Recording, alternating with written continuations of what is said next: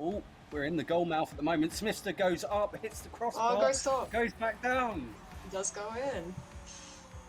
Many colleges across the UK are embracing the eSports BTEC qualification, including Queen Mary's in Basingstoke.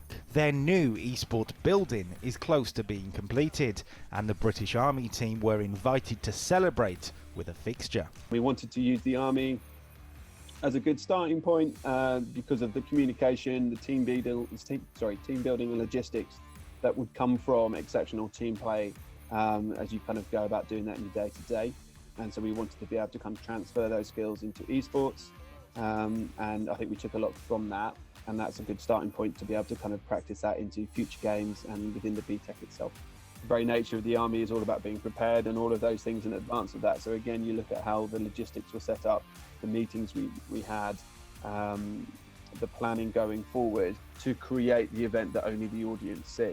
So again, it was a nice little eye-opener for students to kind of see this thing as teachers that we go on and on and on about. We don't say it just for the sake of it. This is what it's like to put on an event.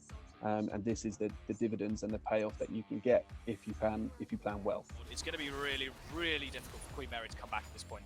3 matches over 3 platforms, and the Army were in top form. They won on Rocket League, Valorant and League of Legends to take the bragging rights, Rocket League in particular proving popular within the military. I've always got players that want to come and compete like all the time. I had about 6 or 7 guys say that they wanted to take on the QMC team. While there has been plenty of support, there's also been a lot of skepticism over eSport in education and the military. If you don't want to do it, don't do it. All right, no one's going to force you to do anything. Don't dismiss something you haven't read up on though. Don't dismiss something you don't have an understanding of. That's an easy way out. That's an easy kind of excuse to give. The Venn diagram of engineers and mathematicians is actually pretty much bang on over those skills that are required for esports.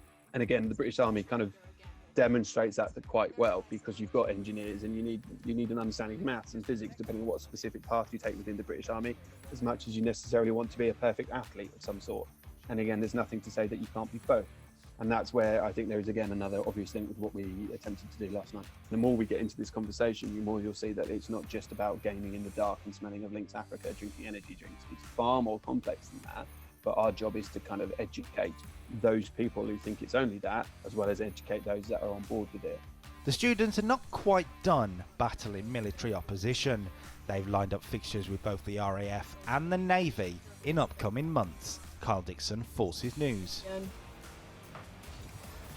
Ooh, Very Smithster. nice shot there.